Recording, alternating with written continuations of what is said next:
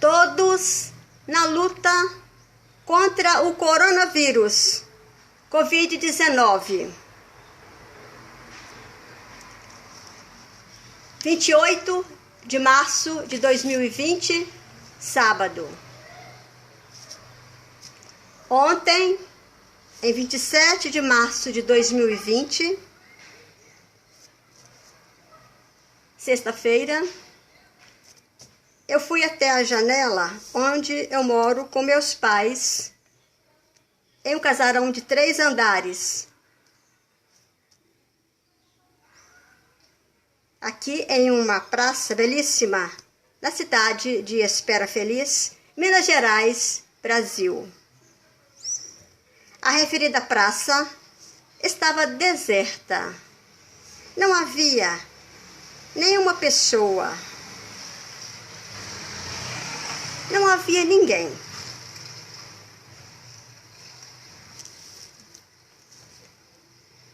Minha mãe gritou do segundo andar, onde ele estava vendo televisão.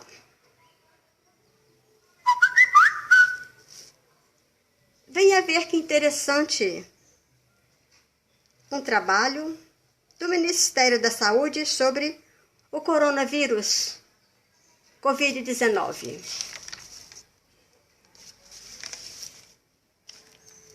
Eu desci a escada do referido casarão, onde moro com meus pais.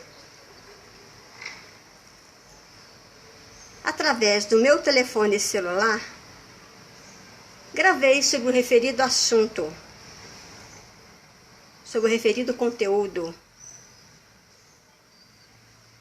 Porque eu também considerei e considero um trabalho muito importante realizado pelo Ministério da Saúde e pelo Jornal Nacional, através da Rede Globo de televisão.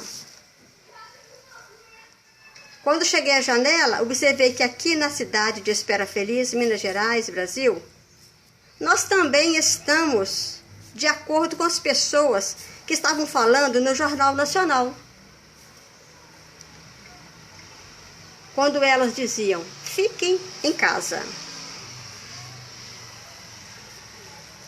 O distanciamento social, o isolamento social, pode contribuir na luta contra o coronavírus, Covid-19. Inclusive, aqui na cidade de Espera Feliz, em Minas Gerais, no Brasil, conforme estamos sempre falando, estamos seguindo a quarentena, de acordo com o Decreto Municipal 1186/2020. Decreto de 20 de março de 2020, sexta-feira. Entre aspas. Agora o povo vai ficar dentro de casa. Alguns carros estavam indo às ruas, praças e jardins, e algumas gravações de alto-falante estavam e estão sempre comunicando. Todos na luta contra o coronavírus, Covid-19. Entre aspas. A Prefeitura Municipal de Espera Feliz, através da Secretaria de Saúde, do Comitê de Enfrentamento ao Coronavírus, Covid-19,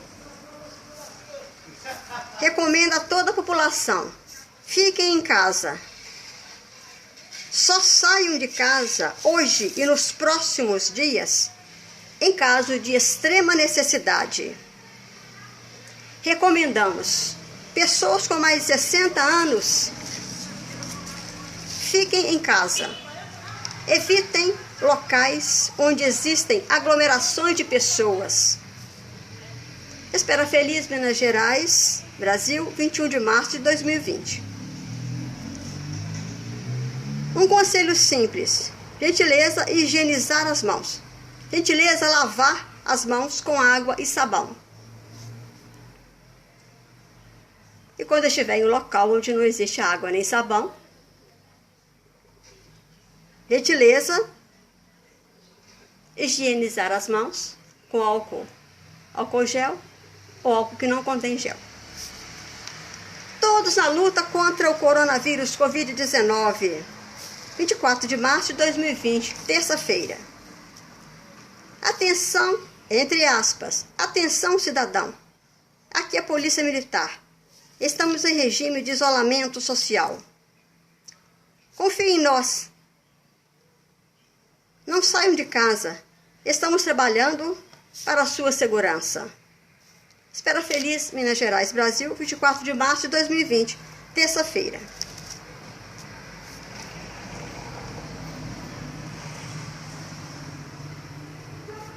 Vamos fazer orações para que a nossa vitória seja o mais breve possível nesta luta contra o coronavírus Covid-19. Pai nosso que estais no céu, santificado seja o vosso nome. Venha a nós o vosso reino, seja feita a vossa vontade, assim na terra como no céu. O pão nosso de cada dia nos dai hoje. Perdoai nossas ofensas, assim como nós perdoamos aqueles que nos têm ofendido. E não nos deixeis cair em tentação, mas livrai-nos do mal. Amém. Ave Maria, cheia de graças, o Senhor é convosco. Bendita sois vós entre as mulheres, bendito é o fruto do vosso ventre, Jesus. Santa Maria, Mãe de Deus, rogai por nós, pecadores, agora e na hora da nossa morte. Amém.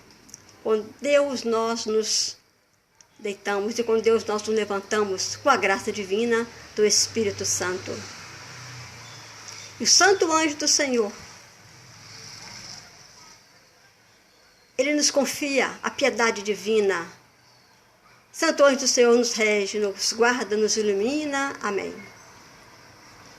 Salve Rainha, Mãe de misericórdia, vida, doçura, esperança, nossa salve.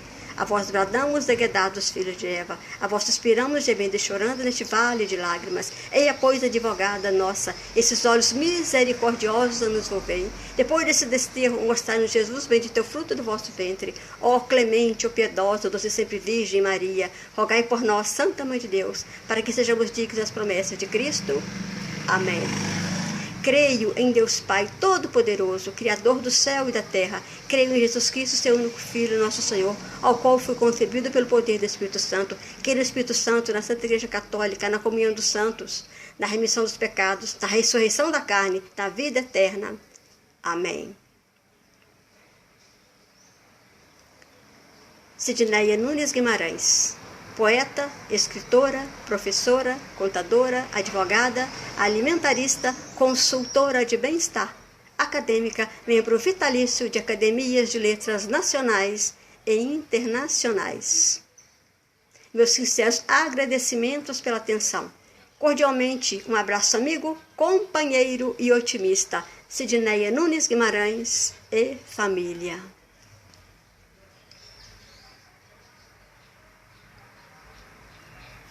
Cerca de 3 bilhões de pessoas de quase 70 nações receberam a orientação para ficar em casa, recomendada pela Organização Mundial da Saúde e por especialistas em saúde pública. Em países como Suíça, Alemanha e Estados Unidos, os governos recomendam que as pessoas fiquem em casa.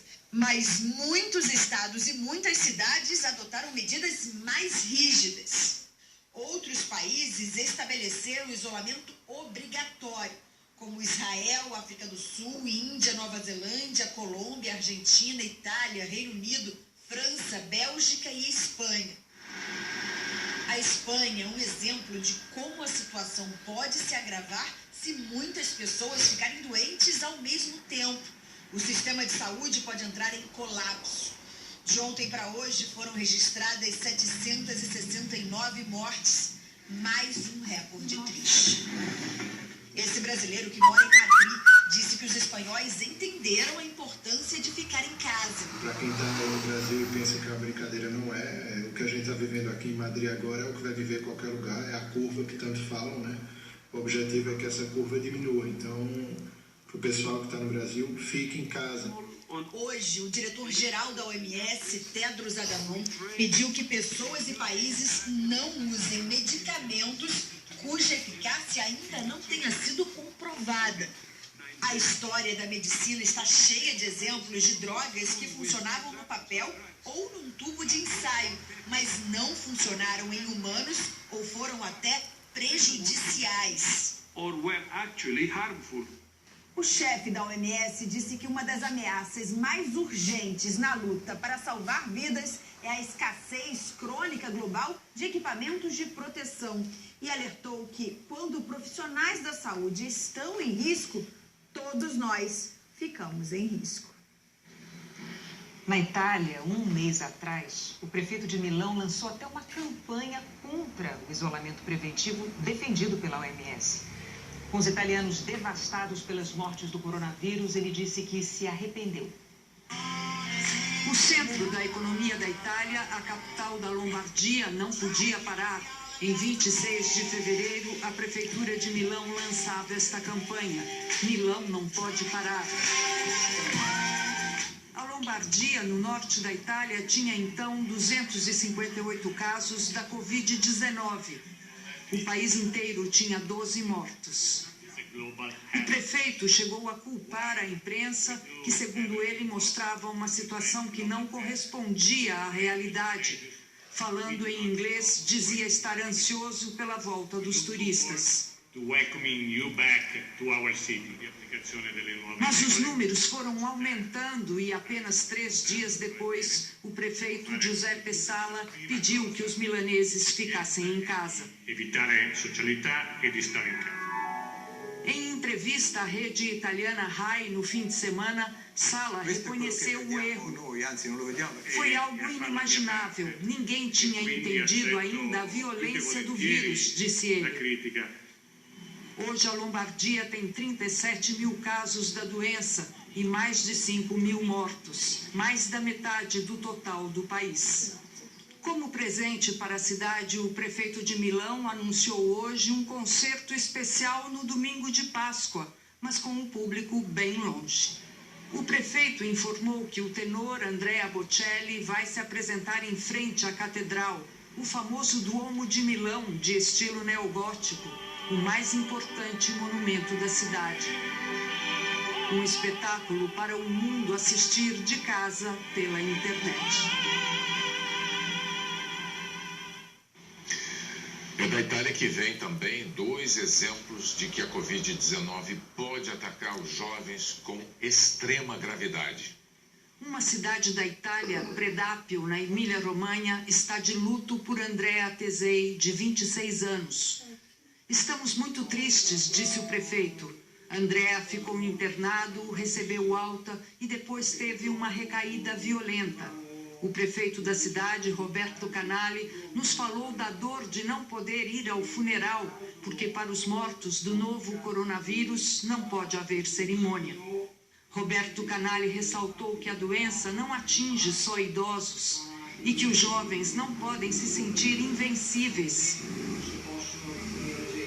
Andrea Tesei era o chefe dos escoteiros da cidade e tinha ótima saúde. Quem também faz um apelo aos jovens é Mattia De Angelis, de 29 anos, que há quase 3 semanas está num hospital de Trento com a Covid-19. Ele diz que pegou a doença na estação de esqui onde trabalha, perto da Áustria.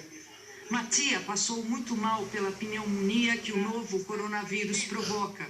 Recebeu oxigênio e agora orienta as pessoas da sua idade a não desprezar esse vírus e a obedecer às regras da rígida quarentena. Hoje a Itália viveu o seu recorde de mortos nesta pandemia, 960 de ontem para hoje.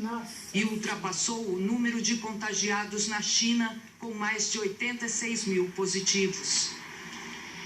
Às 6 da tarde, hora da Itália, 14 em Brasília, o Papa Francisco caminhou embaixo da chuva na Praça São Pedro vazia.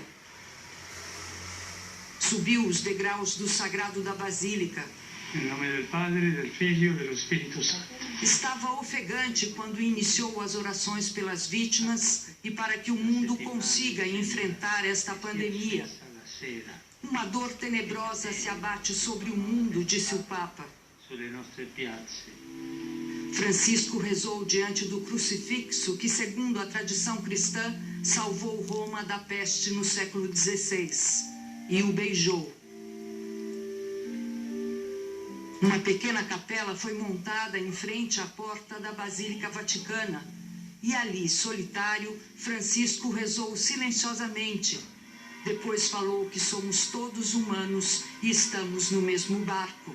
Com o Santíssimo Sacramento nas mãos, benzeu os 4 cantos do mundo.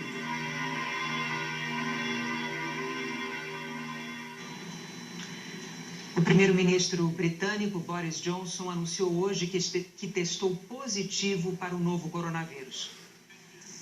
A tosse começou a ficar constante em Downing Street, a sede do governo. O primeiro-ministro chamou o diretor médico da Inglaterra e, ao constatar febre, ouviu o conselho. Era hora do teste. I've developed mild symptoms of the coronavirus. Boris Johnson tomou a atitude que se espera de um chefe de governo. Alertou a população de que ele pegou o novo coronavírus e se isolou dentro de casa. O primeiro-ministro disse que isso é o certo a se fazer e que a forma de vencer o vírus é obedecer às medidas de isolamento. Boris está mais cauteloso como paciente do que quando andava saudável por aí.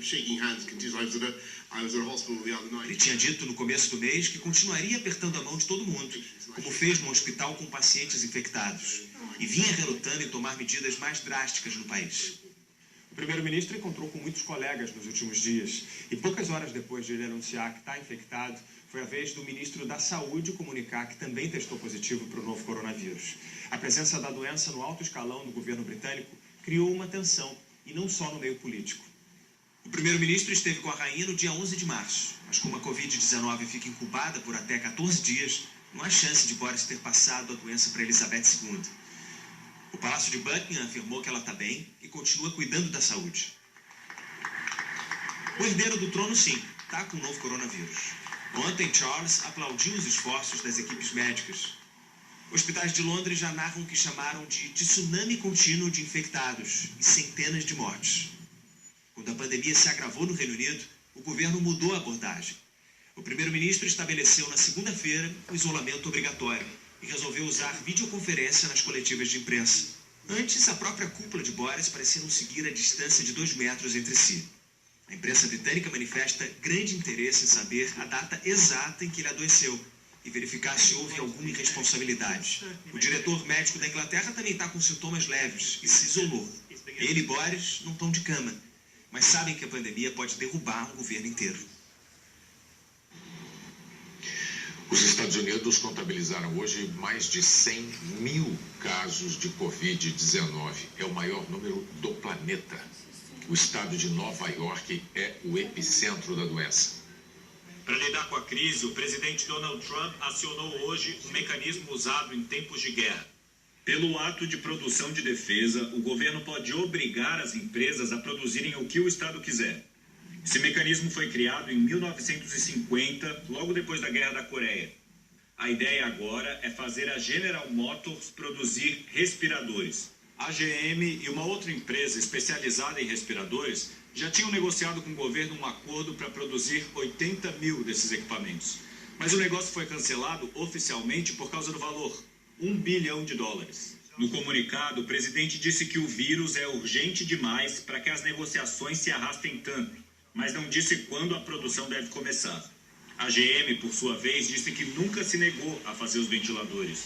Enquanto pressiona a montadora, Trump afirma que a demanda dos estados é alta demais.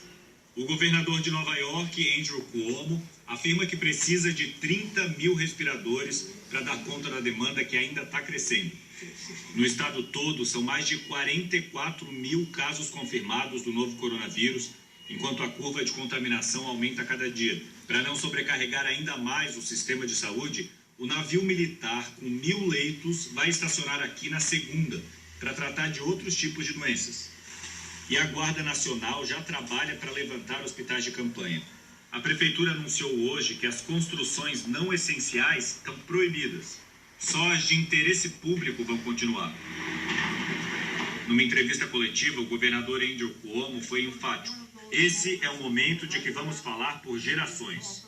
Vai construir nosso caráter. A missão é salvar vidas. Por mais duro que trabalhemos, a gente não vai conseguir salvar todo mundo.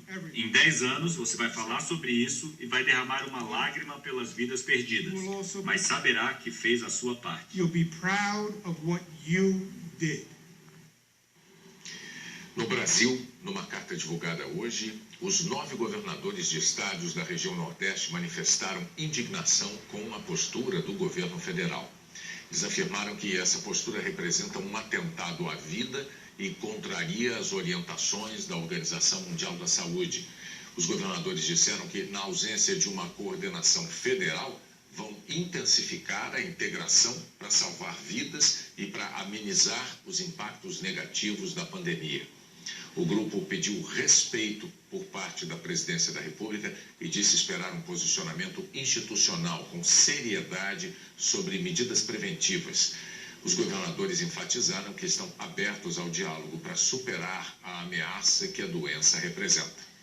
A Frente Nacional de Prefeitos, que reúne 406 cidades e inclui todas as capitais, pediu hoje que o governo federal informe oficialmente aos municípios se as medidas de isolamento da população devem ser mesmo suspensas.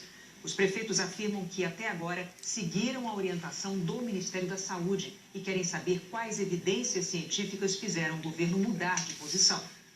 No ofício enviado ao presidente Jair Bolsonaro, os representantes das cidades onde vivem 61% dos brasileiros e são produzidos 75% do PIB do país, alertam que o fim das restrições pode levar ao colapso do SUS. Os prefeitos dizem ainda que, como estarão na contramão do que recomenda a OMS, vão recorrer à justiça para transferir ao presidente da República as responsabilidades cíveis e criminais pelas ações locais de saúde e suas consequências. O Brasil tem mais de 3.400 casos da Covid-19 e 92 mortes, segundo o Ministério da Saúde. Nesse levantamento não inclui o primeiro óbito confirmado no Distrito Federal. São Paulo continua sendo o estado mais atingido pela doença. Em apenas um dia, o Ministério da Saúde registrou 502 novos casos no Brasil. É o número mais alto desde o início da epidemia. Desses casos novos, 171 foram em São Paulo, que já soma 1.223 confirmados. Do total de casos confirmados até agora, 497 levaram à internação do paciente, 14,5% do total. E desses internados, mais da metade precisou de cuidados intensivos, UTI. Os técnicos do Ministério falaram do forte aumento das internações por síndrome respiratória aguda grave nas últimas semanas, o que pode indicar uma falha na identificação de casos de Covid-19. O paciente chegar no hospital hoje, grave, internar e vir a óbito nas primeiras horas da internação, é óbvio que ele vai ao óbito sem diagnóstico de Covid, porque não deu tempo. Isso não significa que não vai ser identificado, porque o material foi coletado e ele vai para o nosso laboratório. Mas o diagnóstico sempre vai ser realizado, não vai haver subnotificação. O que pode haver é um certo atraso, um retardo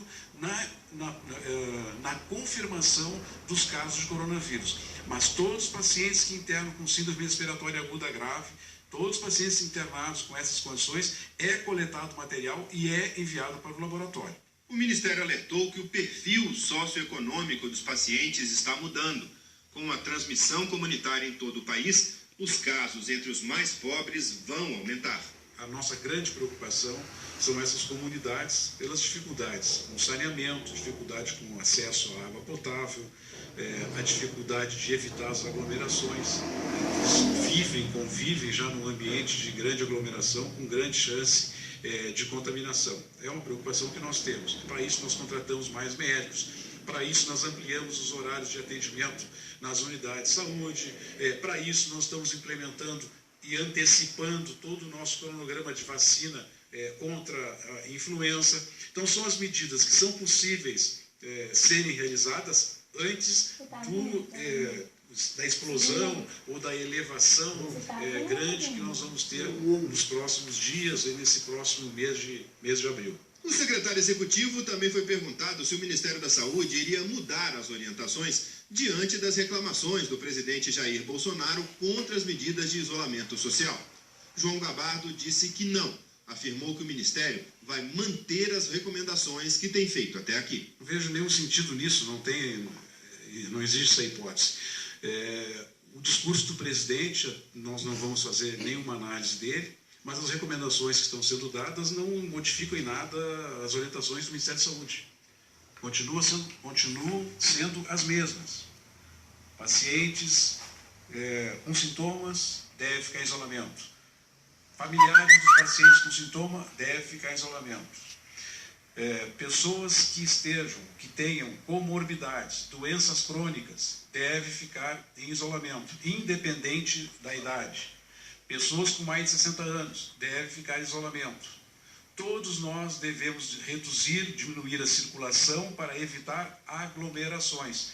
Essas medidas do Ministério da Saúde, em nada elas foram modificadas e continuarão sendo as mesmas. Numa entrevista à Globo News, o ministro da Justiça e Segurança Pública, Sérgio Moro, anunciou que o governo federal proibiu por 30 dias a entrada de estrangeiros de qualquer país em voos internacionais. Essa medida entra em vigor na próxima segunda-feira. A entrada já estava proibida nas fronteiras terrestres e nos portos. As duas medidas foram orientadas pela Agência Nacional de Vigilância Sanitária. A portaria publicada hoje não se aplica a imigrantes residentes aqui no Brasil ou cônjuges deles, filhos deles e pais de brasileiros, além, claro, de brasileiros que estejam voltando do exterior. Estrangeiros que estejam passando pelo Brasil apenas em conexão de voos para outros países devem ficar no aeroporto até o novo embarque. Os números da doença servem como um alerta diário para todo o planeta. Mas a gente tem mais clareza da dimensão do perigo quando olha mais de perto, quando conhece a história de uma vida perdida. Mãe e irmão com o mesmo diagnóstico. Coronavírus.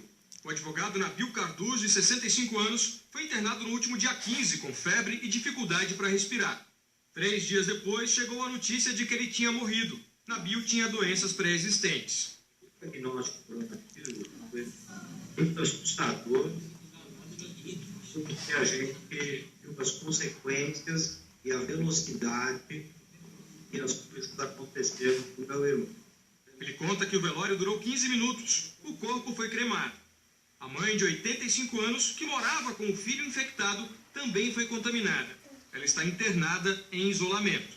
Ela está sozinha, está reclamando muito, ela não aguenta mais ficar sozinha lá, e ao mesmo tempo passando pelo luto do filho. Ricardo também vive um luto. Perdeu o pai, o manobrista Antônio Brito dos Santos. Ele morreu 5 dias depois de surgirem os primeiros sintomas de coronavírus. Tinha 49 anos. Meu pai, a gente comentava que ele era a última pessoa que a gente poderia achar que poderia contrair esse vírus por conta da rotina dele. Era uma pessoa que saía pouco, era uma pessoa que não tinha muito contato com as pessoas na rua. A doença ela vem rápido e se você não tiver os devidos cuidados, infelizmente você acaba falecendo ou alguma pessoa querida da sua família acaba falecendo. A maestrina Naomi Munakata, de 64 anos, deixou saudades. Ela ganhou fama mundial durante os 20 anos em que esteve à frente do coral da OSESP, a Orquestra Sinfônica do Estado de São Paulo. Naomi teve uma vida dedicada à música, formou muita gente, muitos de nós têm a sua história totalmente ligada à dela. De uma certa forma, ela é a alma do coro da OSESP, foi uma pessoa fundamental para que o coro fosse o que ele é hoje. Naomi foi internada com sintomas de gripe. Chegou a melhorar, mas teve uma piora repentina que evoluiu para choque séptico. Morreu ontem como mais uma vítima do coronavírus. Hoje faz uma semana que o corretor de imóveis Raimundo Rebouças, de 44 anos, está internado num hospital particular de Fortaleza. Vocês estão me vendo de rede, mas é porque eu sou um pouco alto e eu não cabia na cama. Então, solicitei uma rede. Pessoal, seguinte, deixar bem claro que isso que está acontecendo Não é brincadeira. Não queiram passar por isso que eu estou passando. E que muitos estão passando no mundo inteiro. Porque eu digo a vocês, a sensação que dá é de você morrer afogado no seco. E não queira saber como isso é ruim. Como Raimundo, milhares de brasileiros estão lutando neste momento contra a doença. Muitos outros, com sintomas, vivem uma angústia, sem conseguirem fazer o teste que diagnostica a Covid-19 ou esperando o resultado do exame que tem demorado para sair. Eles aguardam em hospitais ou isolados em casa. É o caso de Roberta, de 27 anos. Ela começou a apresentar sintomas na semana passada depois de voltar dos Estados Unidos. Foi atendida em Belo Horizonte e recebeu cuidados especiais por ter diabetes. Eu vi jovens também, eu vi profissionais da saúde desesperados, eu vi uma mobilização grande de pessoas trabalhando sem parar e até nos piores momentos que eu achei que eu não fosse conseguir, eles me ampararam e me ajudaram. Roberta ainda aguarda o resultado do exame, mas foi tratada como paciente de Covid-19. Todo o protocolo, o isolamento, a minha porta só abria do lado de fora. Eu nunca mais vou esquecer o que eu vi. Ela teve alta ontem, mas ainda sente muito cansaço. Por favor, fiquem em casa. Escutem as orientações que o Ministério da Saúde está divulgando. E se cuidem para que tudo isso termine e que as pessoas não morram mais. Moradores de favelas, de comunidades pobres, estão adotando medidas de isolamento contra o novo coronavírus. Nessas casas de milhões de brasileiros, a necessidade de assistência financeira é urgente. A vida é difícil na periferia de Duque de Caxias, Baixada Fluminense. Tem torneira na pia da cozinha da casa da senhora? Não. Torneira, meu marido nem botou porque a gente não usa. Tem que pegar a água aqui, tá no balde, levar pra dentro e colocar na pia. Qual é a renda na casa da senhora hoje? Nesse momento a renda tá sendo 0. Na Baixada Fluminense, bairros pobres como esse aqui concentram uma população muito grande de pessoas desempregadas ou que vivem na informalidade. Muitas delas, mulheres, chefes de família que dependem da renda diária para sobreviver. Renda que desapareceu das mãos da dona Edneide. Ela sustenta 6 filhos, vende bolos que faz em casa. Eu dependo do dinheiro do dia a dia para manter eles dentro de casa, porque é a única renda que no momento estão tendo, e por causa dessa epidemia parou.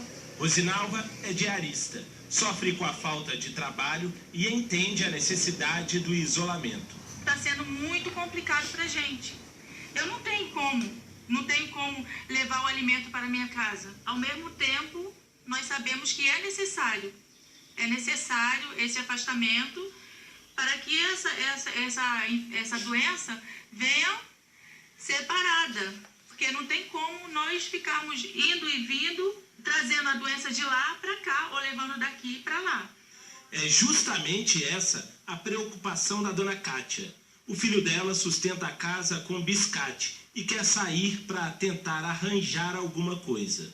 Ele queima, só que eu não vou deixar ir não, por causa dessa doença, para não contaminar ele, nem a casa de ninguém. Nas favelas, a urgência. Quem tem que correr dia a dia para garantir comida na mesa está pedindo ajuda. Precisamos de um olhar de carinho. Uma casa que tem 5 filhos, que tem 10 pessoas dentro de um cômodo. Como é que esse cara vai sair para trabalhar? Fazer um biscate para feira livre. Não tem como colocar essas pessoas na rua. Perigoso demais. A gente não sabe quem está com a doença, quem pode passar a doença. Acho que até passar essa crise de doença, as pessoas têm que se manter em casa. Mas os governantes deveriam nos ajudar. É um direito nosso. É um direito nosso. É dever da gente trabalhar sim. Trabalhamos para isso, pagamos nossos impostos. É descontar. Acho que agora os direitos das pessoas têm que ser respeitados. A Fiocruz anunciou hoje que vai ampliar a produção de testes para a Covid-19. A fundação vai conduzir no Brasil um estudo liderado pela Organização Mundial da Saúde sobre um possível tratamento para o coronavírus. O diretor-geral da Organização Mundial da Saúde chamou um estudo de teste histórico. Especialistas de 45 países fazem parte do grupo. No Brasil, a Fiocruz vai liderar 18 centros de pesquisa espalhados por 12 estados. Os pesquisadores querem comprovar a eficácia de remédios que já são usados para tratar outras doenças, como a cloroquina e a hidroxicloroquina, em pacientes internados com a Covid-19. Destacar a importância de se